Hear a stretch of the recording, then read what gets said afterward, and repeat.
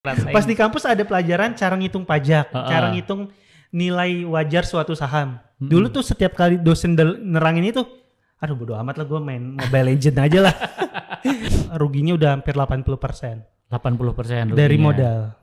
modal. Jadi misal belinya 10 juta berarti turunnya udah 8 juta. Sudah 8 juta sendiri. Dan itu harganya waktu itu beli di berapa ya? Sekarang harganya cuma di bawah 15 perak kalau nggak salah.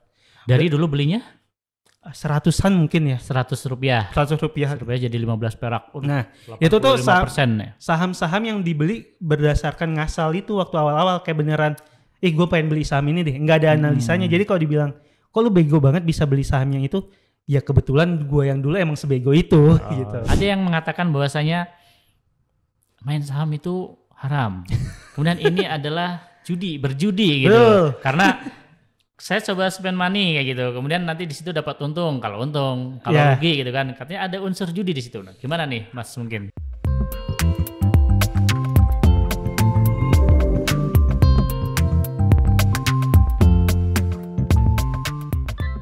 Kali ini kita kedatangan tamu istimewa nih, jauh-jauh dari Depok datang ke sini.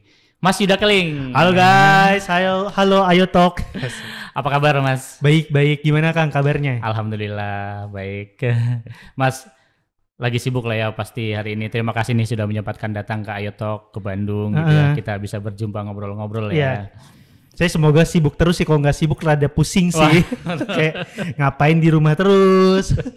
Tapi sekarang sudah benar-benar banyak kesibukan kan Mas? Kadang banyak, kadang sedikit. Oke.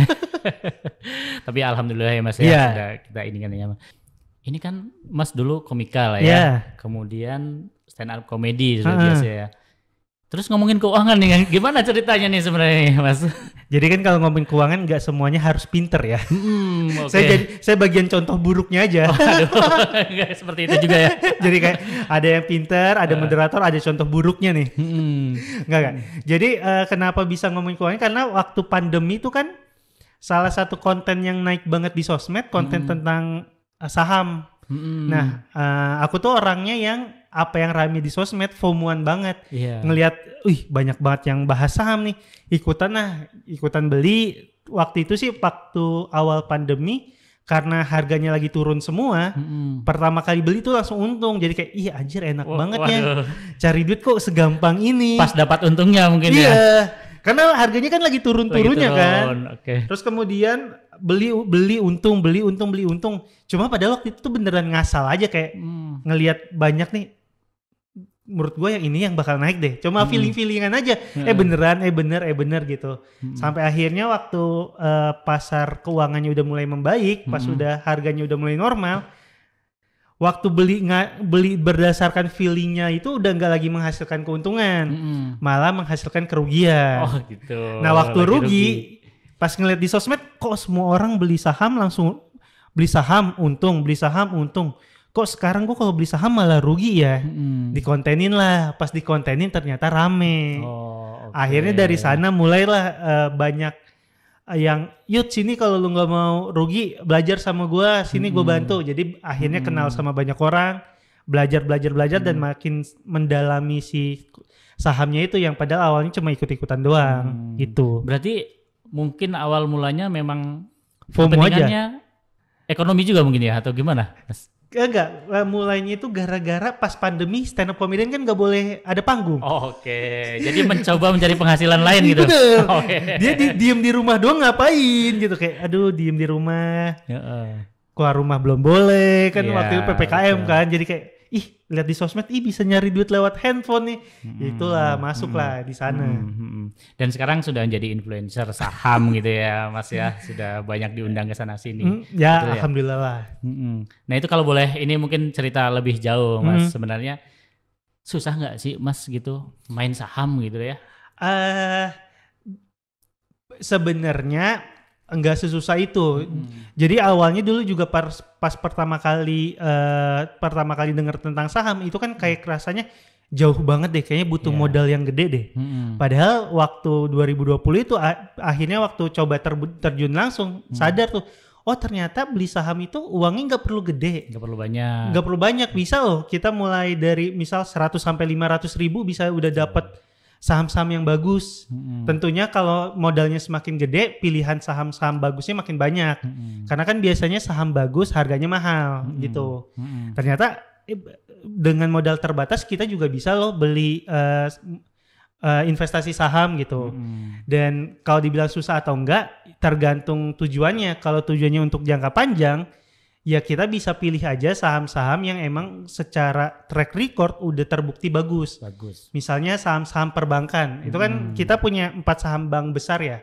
Ini disebut nggak apa-apa ya? Iya, nggak apa-apa. Bank BCA, BRI, BNI sama Mandiri. Itu kan saham yang itu kan bank yang udah mature banget ya, emang yang udah besar banget, yang semua orang, bukan cuma kita, orang asing pun, perusahaan-perusahaan asing udah percaya buat naruh uangnya di mereka.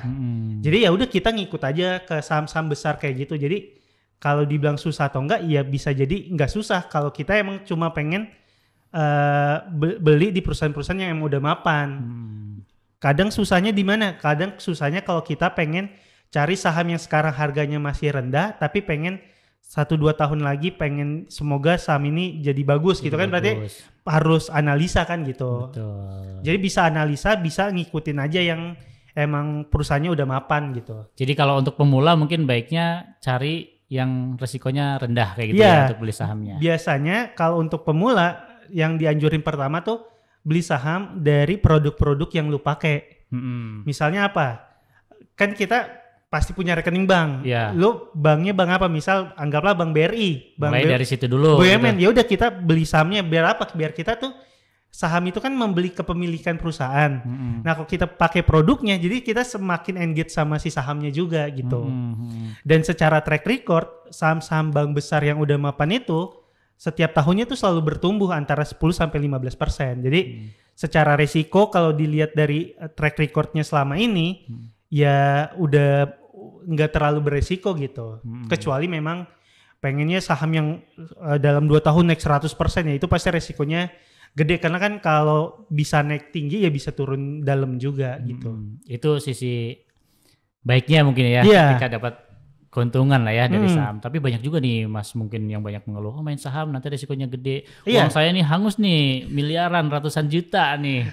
Yang kayak gitu mungkin banget terjadi, dan itu yang aku alamin kan pas kemarin waktu awal-awal pandemi. Karena kan harusnya kan beli saham, kalau emang yang nggak paham ya, beli di perusahaan-perusahaan yang mapan. Perusahaan-perusahaan yang emang secara track record atau secara bertahun-tahun tuh udah terbukti dia nih selalu menghasilkan keuntungan.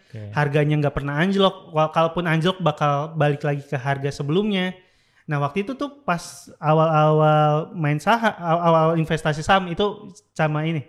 Jadi katanya salah satu cara biar kita nggak lagi menganggap saham itu sesuatu yang menakutkan, bilangnya bukan main tapi investasi. Pas mulai awal-awal investasi saham itu belinya saham-saham yang cuma rame di sosmed. Jadi lagi rame kan harganya pasti naik ya. Ikutan beli, pas ternyata harganya udah mulai ketinggian, harganya habis itu jatuh gitu. Jadi mungkin aja kalau kerugian itu terjadi ya pasti ada, karena kan saham itu kan instrumen yang lumayan beresiko. Tapi ya balik lagi, semakin tinggi resikonya, semakin besar juga semakin tinggi potensi keuntungannya, semakin tinggi juga resikonya.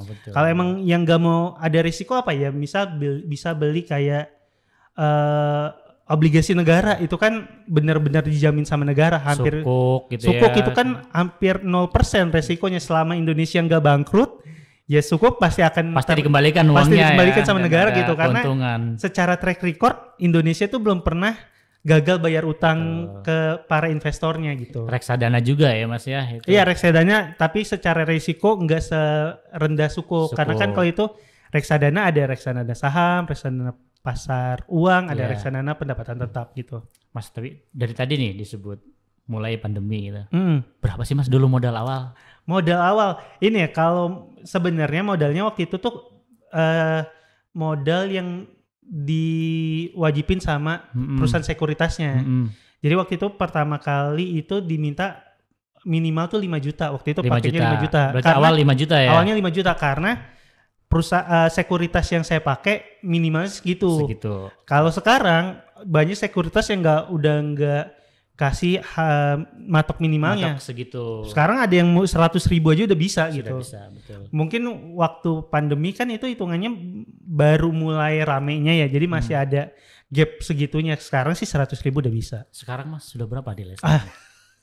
Nggak banyak. Nggak apa-apa, kita spill aja Mas. Jangan ntar kalau di spill banyak yang minjem duit. Berarti sudah ratusan juta, miliaran lah ya. Amin. Tapi kalau ngomong soal rugi nih, sudah banyak yang diinvestasikan. Pernah rugi berapa sih Mas? Rugi paling gede tuh kalau sekarang ya, masih ada saham yang saya pegang terus ruginya udah hampir 80%. 80% ruginya. Dari modal. Jadi misal belinya 10 juta berarti turunnya udah 8 juta. Sudah 8 juta sendiri. Dan itu harganya waktu itu beli di berapa ya? Sekarang harganya cuma di bawah 15 perak kalau nggak salah. Dari dulu belinya? 100-an mungkin ya. 100 rupiah. 100 rupiah. Jadi 15 perak. Nah, itu tuh ya? saham-saham yang dibeli berdasarkan ngasal itu waktu awal-awal kayak beneran, gue pengen beli saham ini deh. Nggak ada analisanya. Jadi kalau dibilang, kok lu bego banget bisa beli saham yang itu? Ya kebetulan gue yang dulu emang sebego itu gitu. Sekarang Mas sekarang sih udah karena udah pernah ngalamin rugi kayak gitu dan akhirnya kayak kita kan kerja capek ya. Yeah. Maksudnya udah kerja capek kok duitnya bisa hilang dengan kayak gitu. Akhirnya sekarang dibanding cari keuntungan lebih milih untuk mengedepankan resiko. Jadi kayak ini kayaknya saham ini terlalu beresiko deh buat gue. Jadi gue nggak mau pilih yang ini deh. Gue pilih yang secara keuntungan mungkin pertumbuhannya nggak sebesar yang lain tapi secara resiko dia lebih aman gitu. Minim gitu ya. Kalau keuntungan sudah untung berapa ya? Untung tuh paling gede waktu itu kalau nggak salah 120%. 120%. Jadi kan saham itu kita untung atau ruginya berdasarkan harganya kan. Misal beli di harga 200 dia naik ke harga 400 berarti untungnya 100% gitu. Waktu itu tuh seingat aku tuh ada saham yang aku beli di harga 500 terus baru jual di 1.300. Jadi lumayan lah untungnya. Lumayan ya. Kalau dibanding-bandingkan Mas, mendingan jadi komika atau mendingan jadi punya saham? Mendingan ini. Aku akhirnya sadar kadang buat banyak orang yang ngambil jalur saham sebagai pemasukan bulanannya atau untuk satu-satunya lahan pencarian dia. Kalau aku nggak mau kayak gitu. Pengen tetap kerja, uang yang didapat dari kerja baru diinvestasiin. Karena kalau misalkan cuma ngandelin trading, takutnya waktu jadinya kan kita punya target per bulannya ya berapa? Aduh, kok kalau targetnya belum mencapai target yang kita butuhin setiap bulannya kayak gue pindah deh, gue investasinya ke tempat yang tradingnya ke tempat ini aja, padahal kan secara resiko mungkin jadi jauh lebih gede gitu. Jadi sih milihnya tetap kerja sebagai stand up comedian, sebagai kreator, sebagai pembicara, biar kalaupun nantinya dapat uangnya bisa diinvestasiin. Jadi kita bisa milih investasi-investasi yang secara resiko jauh lebih rendah gitu dan nggak punya target per bulannya harus untung berapa gitu. Karena kan pengennya untuk jangka panjang aja. Betul. Ya ini mungkin tips luar biasa ya dari jadi bagaimana kalau mau beli saham tetap kerjaan tidak boleh ditinggalkan lah ya. Jadi investasi jangka panjang lah ya. Kerja jalan, investasi juga jalan lah ya. Sebenarnya itu kan pilihan aja. Mungkin ada beberapa orang yang kayak gue tuh pengen trading for living. Banyak juga yang kayak gitu dan banyak juga yang akhirnya berhasil. Cuma aku memilih untuk nggak kayak gitu biar apa? Karena mungkin ya satu secara pengalaman dan pemahaman tentang tradingnya masih belum sedalam yang lain, makanya masih belum seberani itu. Yang kedua, nggak pengen deg-degan aja sih, pengennya tetap punya kerjaan lain gitu. Jadi kan lebih enak kalau kita punya dua pipa kan, dua pipa pemasukan gitu. Jadi apakah artinya double gitu kan? Iya. double ya penghasilannya. Karena kan aku punya target ini. Jadi kan isu di zaman sekarang tuh sandwich generation ya. Iya, betul. Dan aku tuh salah satu orang yang mengalami itu. Jadi waktu pertama kali dapat uang, pas udah kerja tuh emang uangnya nggak bisa dinikmatin sendiri, tapi harus membantu keluarga, kuliahin adik dan lain sebagainya. Nah, aku nggak pengen kalau nantinya udah berkeluarga dan punya anak, anak tuh ngerasain hal yang sama. Makanya sekarang selama masih bisa kerja dan menghasilkan, pengen nabung sebanyak-banyaknya biar nanti pas di hari tua anak tuh nggak perlu lagi punya tanggung jawab ke aku gitu. Karena aku tahu beratnya kalau kerja harus menanggung untuk orang tua, dan adik-adiknya dan adik-adiknya dan tetap harus mempersiapkan masa depan juga diri sendirinya juga kan ya. Jadi kayak kalau dia punya 3 tanggung jawab itu kayaknya berat deh. Kalau emang gue bisa mempersiapkan sekarang untuk masa tua gue, ya lebih baik kayak gitu. Betul sekali. Jadi karena punya target kayak gitu sih mungkin ya. Jadi akhirnya memilih nggak trading for living lah, pengennya yang buat jangka panjang aja. Buat jangka panjang ya. Dan nyaman ya, untuk hidup juga nyaman ya. Iya, karena nggak deg-degan. Nggak deg-degan. Kalau trading kan waduh deg-degan banget ya. Mungkin iya, kalau emang orang yang udah paham banget, yang secara udah pemahaman tradingnya udah bagus, ilmunya juga udah banyak, dia udah tahu tuh cara mencari keuntungan dan cara dia hari ini trading, hari ini enggaknya, kayak memilihnya resikonya semana, dia udah paham itunya lah mungkin ya. Aku sejauh ini belum sih. Tapi ke depan ya pengen jadi trading dengan saham besar ya mungkin Mas ya. mungkin satu lagi nih, trading itu enak buat aku kalau modalnya gede. Karena kalau modalnya gede, misal kita anggaplah modalnya 100 juta lah ya. Dapat 5% udah 5 juta udah cukup. Betul. Tapi kalau modalnya cuma 1 juta, 5% itu cuma 50.000. Masih belum cukup, karena mungkin kenapa belum trading for living, karena modalnya masih kecil. Itulah jadi alasan kenapa sekarang main aman dulu ya Mas. Main aman dulu. Walaupun nggak aman-aman banget sih. Betul. Masih kadang ada beli-beli saham yang agak beresiko. Cuma ya berimbang lah, ada yang saham aman, ada saham beresikonya gitu. Tapi selain saham nih Mas, berarti Mas sekarang konten jalan juga ya tentang saham. Silakan Mas diminum. Oh iya, mohon maaf. Ya. Kalau konten tuh akhirnya turunannya sih. Jadi kan saham itu berkaitan sama dunia keuangan. Akhirnya kan mau nggak mau banyak baca-baca tentang dunia keuangan. Ternyata itu berkaitan juga sama pajak, berkaitan juga sama bea cukai, berkaitan juga sama hal-hal lain lah. Jadi akhirnya mempelajari hal-hal itu buat kebutuhan konten gitu. Dan mungkin flashback lagi ya, mungkin sebelumnya memang ada background ekonomi juga ya Mas ya? Dibilang background tuh nggak background banget. Kuliah sih sebenarnya kuliah bisnis. Dan ada banyak pelajaran yang akhirnya kepake. Walaupun saat itu tuh belum mikir buat apa ya gue tahu ini ya gitu. Belajar ini buat apa ya kayak gitu. Jadi ternyata dulu sekarang yang ngerasain. Pas di kampus ada pelajaran cara ngitung pajak, cara ngitung nilai wajar suatu saham. Dulu tuh setiap kali dosen nerangin itu, aduh bodo amat lah, gue main Mobile Legends aja lah. kayak bukan dunia gue deh. Dunia gue tuh komedi, dunia gue tuh yang lucu-lucu aja lah. Sekarang kayak aduh nyesel banget tuh dulu gue nggak dengerin. Kalau gue dulu dengerin, gue udah paham dari dulu nih gitu. Iya betul. Tapi Mas kalau dikontenkan, kemudian dikomedikan, susah nggak sih Mas saham dikomedikan kayak gitu? Jadi biasanya yang dijadiin komedi dari kalau lagi ngomong saham tuh kalau lagi jadi dapat kerugian. Oke. Jadi lebih kan menarik ya kalau dapat kerugiannya. Karena kan unsur dasar komedi kan orang tuh bakal ketawa kalau ada orang yang menderita. Bener, kayak kita ngelihat teman kita kepleset tuh kadang jadinya lucu kan. Jadi lucu. Asal yang kepleset terus dia mentok batu sampai bocor-bocor, jadi nggak lucu tuh. Kalau keplesetnya cuma dikit-dikit jadinya lucu kan. Nah, kadang ngambil sisi itunya. Di antara semua orang yang untung, gue milih kalau lagi rugi gue ketawain biar orang ngelihat gue menderita, terus dia kayak anjing, ini orang goblok banget nih, jadinya dapat lucunya. Kadang juga kalau kita menceritakan hal buruk dari diri kita, kayak kerugian kan hal buruk ya. Mungkin banyak orang yang ngerasain hal yang sama, kayak ngerasa relate, anjir gue juga sebego lu nih gitu. Bisa rugi ya. Kan kalau kita yang pinter sedikit ya. Yang blow on kan lebih banyak. Jadi kayak aku coba ngumpulin orang-orang blow on doang sih di konten tuh. Tapi dengan itu jadi masyarakat teredukasi ya Mas. Iya. Akhirnya kan kerjasama juga sama Bursa Efek Indonesia ya. Oh sudah di kerjasama atau di hire atau gimana? Di tahun 2021 tuh ikut program influencer inkubatornya mereka. Karena sempat ada masa orang tuh berharap banyak tentang saham, berharap banyak lewat saham. Kesannya kayak gue kalau beli saham 10 juta sekarang dalam 1 minggu bisa jadi 20 juta. Kan bahkan di tahun 2021 tuh ada banyak berita yang katanya dia jual minjem duit dari pinjaman online untuk beli saham.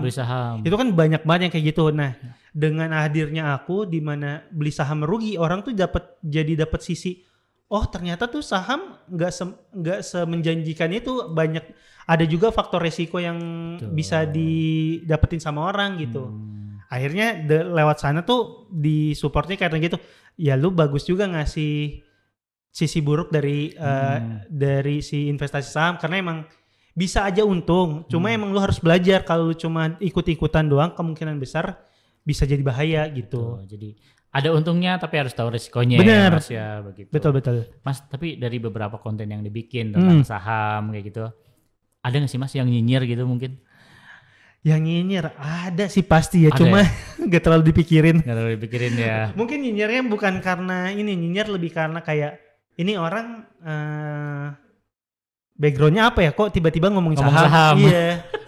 Sampai segitu ya. Iya kan pasti ada yang kayak gitu kan. Yeah. Cuma ya bisa dengan balesnya dengan bilang gue tuh nggak ngajarin orang, gue cuma sharing pengalaman gue di ini loh yang bikin gue rugi, lu jangan ngelakuin hal yang sama kayak gue biar nggak ngalamin kerugian yang sama gitu. Seperti itu ya. Kemudian Mas, kalau kita ngomongin saham ya, masyarakat di masyarakat kita sebenarnya pemilik akun saham itu SID itu masih rendah sekali di Indonesia. Iya, kalau nggak salah 11 juta ya. Iya, 11 juta. 11 juta tuh yang bareng sama reksadana sahamnya doang 5 juta ya. 5 jutaan kalau sahamnya itu baru berapa persen dari 280 juta ya, sangat kecil sekali Mas ya. Tapi dari situ 80% itu kalangan muda Mas, milenial gitu. Jadi artinya yang 20% itu mungkin non milenial gitu Mas.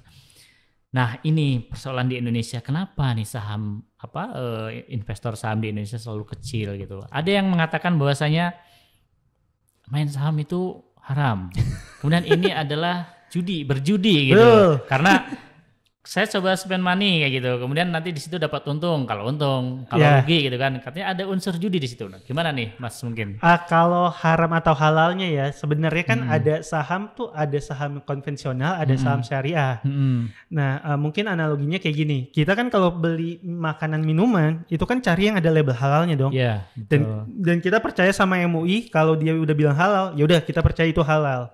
Nah, saham juga ada kayak gitu, ada saham syariah yang yang sertifikasi namanya MUI juga, anggaplah sama MUI-nya ya. Kayak ini emang udah ditetapin sama MUI kalau saham ini syariah. Jadi kalau lu percaya halal yang dilabelin sama MUI di makanan, kenapa lu nggak percaya label halal yang diberikan sama MUI buat saham gitu? Saham ya. Sudah ada ya Mas ya saham syariah ya? Saham syariah ada banyak. Ada banyak ya. Dari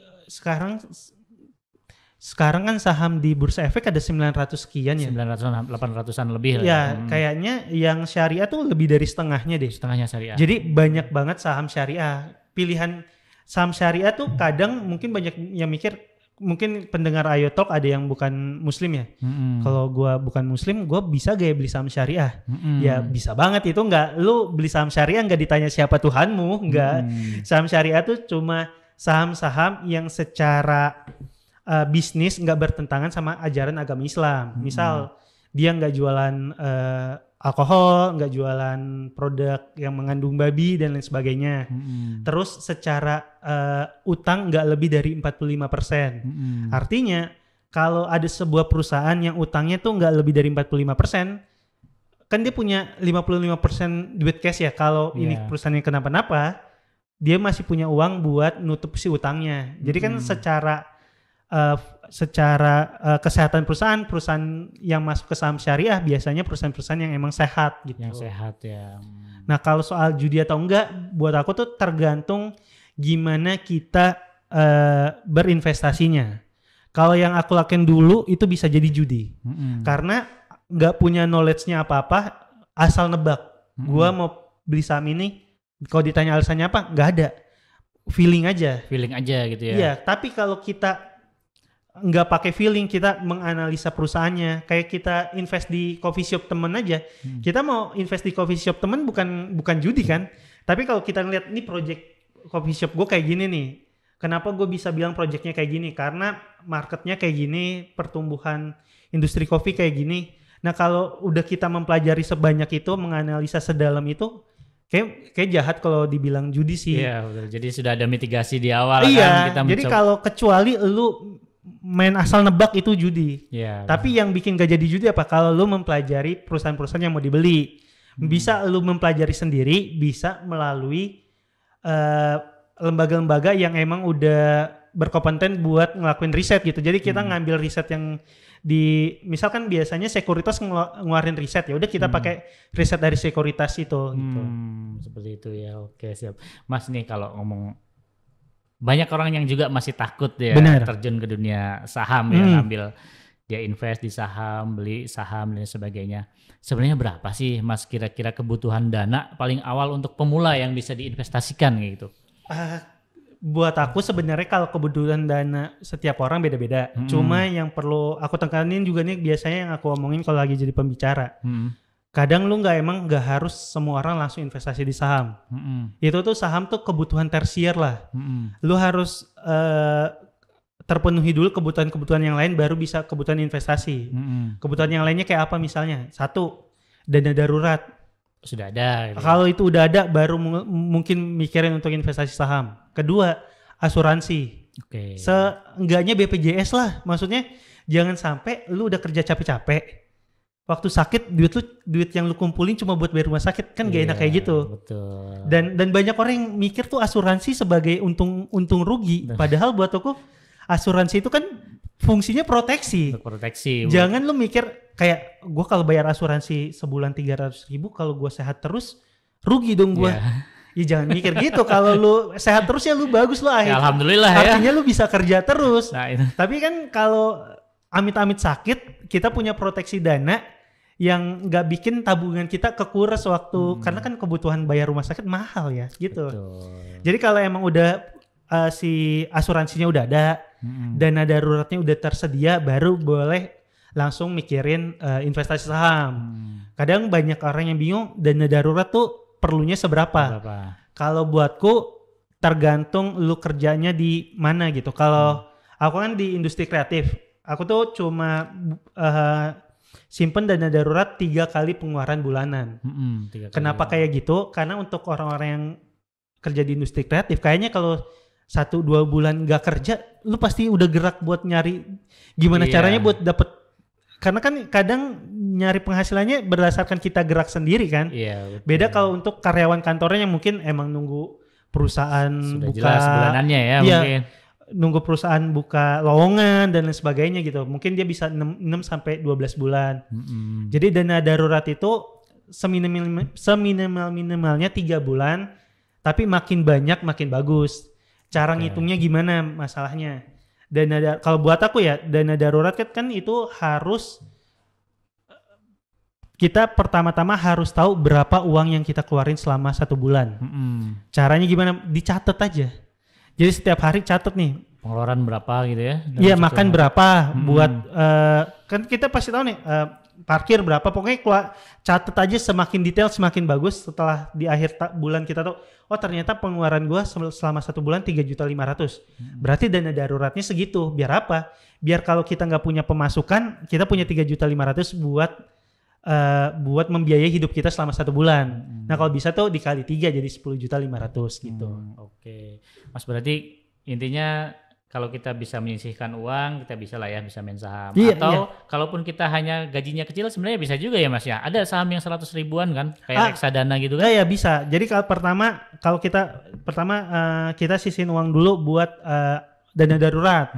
Kalau dana daruratnya udah ini mungkin asuransi pertama, kedua dana darurat. Kalau emang dua-duanya ini udah terpenuhi, kita bisa tuh mulai investasi. Dan balik lagi, kalau cuma duitnya 100.000 gimana? Ya pasti kalau dananya sedikit, pilihan sahamnya juga makin sedikit. Karena kayak misal buat beli saham Bank BCA tuh sekarang minimal 900.000 kalau nggak salah ya tuh. Nah kalau duitnya 100.000 gimana? Ya udah kita nggak beli saham secara langsung. Kita belinya lewat agen penjual reksadana. Jadi kayak kalau reksadana kan kayak orang nih punya duit dikumpulin ke satu manajer investasi yang beliin sahamnya. Jadi kalau duitnya berapapun kita bisa investasi gitu. Karena kita nitipin uang kita lewat manajer investasi gitu. 100.000 bisa, berapapun bisa. 200.000 bisa, 300.000 berjuta-juta bisa. Pokoknya itu salah satu pilihan juga tuh.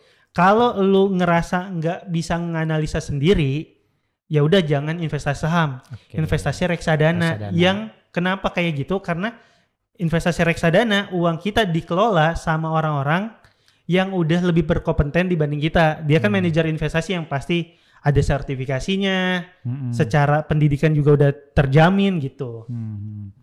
Mas, mungkin apa nih tips lah ya untuk milenial, Gen Z gitu. Bagaimana mereka bisa bukan main saham lah ya, bisa berinvestasi di pasar modal, di saham ya, dari yang ringan-ringan dulu kayak Tipsnya, catat pengeluaran. Catat pengeluaran. Karena buatku ya masalah zaman sekarang adalah boros. Dan buatku kita tuh kadang boros bukan karena pengen boros, tapi karena lupa udah jajan berapa. Oke. Karena kalau kayak hari ini gue jajan nggak dicatat ya, besok jajan lagi dan kita kayak duit gue masih banyak kok, pas akhir bulan ternyata duit gue udah habis gitu. Nah dengan mencatat itu tuh satu step ke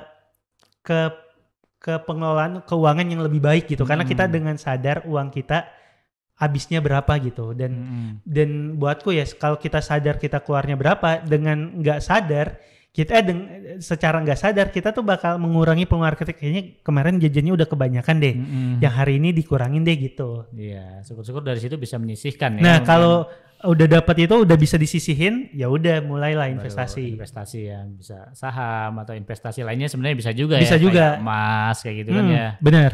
Dan mungkin ini kenapa aku bilangnya uangnya disisihin buat uang sisanya diinvestasiin. Mungkin karena sudut pandang seorang kreator yang pemasukan per bulannya nggak tetap. Betul. Karena kan kalau kadang banyak kadang sedikit kan. Yeah. Nah kalau misalkan lu kerjanya kantoran, ya dari awal aja kayak gue misal gaji gue 10 juta 5 juta. 3 juta buat ini, 1 juta buat ini, 1 juta buat investasi. Kan udah bisa dari awal di pos-posin gitu kan. Ya. Luar biasa. Mas, ini ada pertanyaan netizen lah ya akan dibawakan nih. Kadang pertanyaannya agak nyeleneh tapi asik Mas pertanyaan. Oke, boleh. Ada dibawakan teman saya nih, Reva nih, silakan. Halo. Bang, saya sangat kecewa. Kenapa? Dari tadi serius terus kan komika. Oh iya. Mohon maaf banget nih, kadang harus lebih lucu dikit ya dari tadi ya. Iya. Saya dari tadi denger kok nggak ada bercanda-bercanda. Nggak ada bercandanya ya. Bercanda. Iya Pak. Mas ya. Ya, Mas. Iya. Mas, ini ada pertanyaan dari netizen. Oke. Katanya, Bang, kenapa banting setir main saham? Kenapa nggak main slot? Jangan, slot itu merugikan negara tuh. Ini jadi serius lagi. Jadi aku tuh udah nggak ada nih. Enggak. Jadi dari Januari sampai Maret 2024 uang yang keluar untuk judi slot tuh sampai 3.000 triliun. Kalau semakin banyak kayak gitu, perekonomian kita jadinya nggak muter di Indonesia karena jadinya uangnya semuanya ke sana gitu. Jadi jangan main slot, dan slot tuh sumber masalah. Karena pertama awalnya main slot, terus lu minjem duit sama temen, terus lu nipu temen, terus lu cerai terakhirnya. Dengerin ya kawan-kawan. Mendingan investasi aja. Atau kalau emang lu ngerasa gue kayaknya belum bisa investasi, ya udah, yang penting jangan main slot. Oh, gitu. Oke. Kebetulan. Ada lagi netizen? Iya, ada. Nah. Bang, kalau buat pemula mending saham atau kripto? Secara resiko kripto lebih besar. Jadi kalau memang mau cari aman, lebih aman saham. Kita kan ngomongin soal resikonya kan. Pertama yang nggak ada resikonya, pertama obligasi. Kedua yang resikonya lebih rendah bisa deposito. Habis itu ada reksadana pasar uang, reksadana pendapatan tetap, reksadana saham. Habis itu buat aku yang resikonya paling tinggi itu kripto. Jadi kalau memang masih pemula, cari yang resikonya lebih rendah dulu aja gitu. Oh gitu. Boleh lah Bang, ntar ajarin saya saham. Boleh. Revani mau main saham juga? Boleh. Wah, mau. Luar biasa. Cuman belum ngerti aja. Nanti private sama saya. Oh siap. Cuma bakalan rugi tapinya. Ya temenin saya ya berarti ya. Boleh. Enggak bisa gak? Aduh. Ya udah, paling cukup sekian dari netizen. Terima kasih. Terima kasih. banyak. Terima kasih Revani. Oh baru ingat aku dari tadi kenapa serius banget lagi. Iya. Sorry. Ayo Tok. Nih ayo sisi komedinya keluar nih. Nah berarti ayo Bang. Gimana nih Mas? Mungkin boleh dikeluarin nih. Basic. Cuma emang itu sih karena belakangan tuh lagi suka banget ngomongin soal investasi di sosmed. Iya, betul. Jadi secara nggak sadar kalau ditanya-tanya tentang investasi, bawahnya serius gitu. Dan memang Padahal kalau serius ya. iya. harusnya ada lucunya guys nih, banyak lucu nih guys. Ya. Tungguin aja guys. Iya, betul. Tapi udah mau kelar kayaknya guys. Kita udah lewat 30 menit Oh ya. Mas. iya, terima kasih Mas. Mas, tapi mungkin closing lah ya Mas. Oke. Ada bahasa yang mudah tentang saham nih kira-kira buat para milenial, termasuk pula orang-orang tua juga nih. Apa? Biar saham itu nggak terlalu susah nih, apa sih gitu sebenarnya mungkin? Saham itu lu membeli kepemilikan dari sebuah perusahaan. Jadi mindsetnya kayak kita naruh uang di usaha temen aja. Jadi kalau kayak gitu akan jadi jauh lebih mudah. Aduh, ini telah jadi mau minum tahap dulu, nih, sorry. santai Mas, santai. Yuk diulang dari awal aja ya. Ya, diulang lagi aja. Enggak. Saham itu lu membeli kepemilikan dari sebuah perusahaan. Oke. Jadi mindsetnya kayak ada saudara mau bangun usaha terus bilang ke lu, lu modalin usaha gue dong. Nah saham itu sama persis kayak gitu. Bedanya ini tuh bukan usaha saudara, tapi ini usaha yang memang secara size-nya udah gede banget. Kayak misal Bank BCA tuh udah ratusan triliun. Nah kalau ada usaha yang udah segitu besar, udah bertahun-tahun terbukti perusahaannya bagus, ya kenapa kita nggak nitipin uang kita di perusahaan-perusahaan yang kayak gitu. Dibanding naruh uang kita di tempat-tempat yang jauh lebih beresiko, kayak misal kayak tadi slot itu kan hitungannya lu ngancurin hidup lu banget lah kayak gitu. Kalau memang punya duit lebih, taruh aja kayak lu invest ke perusahaan saudara lah gitu. Dan invest maksudnya mudah ya Mas ya untuk berinvest saham ya, tidak sulit ya. Bener, nggak sulit. Banyak perusahaan dan juga dan yang udah banyak banget channel-channel edukasi tentang saham. Jadi kalau emang mau mulai berinvestasi ya pertamanya mungkin banyak follow akun-akun investasi saham. Banyak follow komunitas-komunitas saham gitu. Karena edukasi ini tuh belakangan ini lagi marak banget diomongin gitu. Oke, siap. Luar biasa Mas. Tapi kita karena waktu mungkin kita sudah Yeah. banyak sekali nih insight yang bisa kita ambil lah ya, termasuk buat teman-teman semua yang ngikutin podcast Ayo Talk. Semoga apa yang sudah kita bahas sekarang bisa memberikan pemahaman kepada semua, termasuk kalangan muda gitu ya Mas. Ya. Jangan sungkan, jangan takut untuk berinvestasi saham. Investasi tidak mesti saham, apapun bisa. Betul. Kalau memang dia nggak siap sama resikonya, investasi di emas itu lebih nggak beresiko. Lebih tidak beresiko dan returnnya lebih jelas gitu ya. Returnnya ya. Oke, Mas Yuda, terima kasih banyak.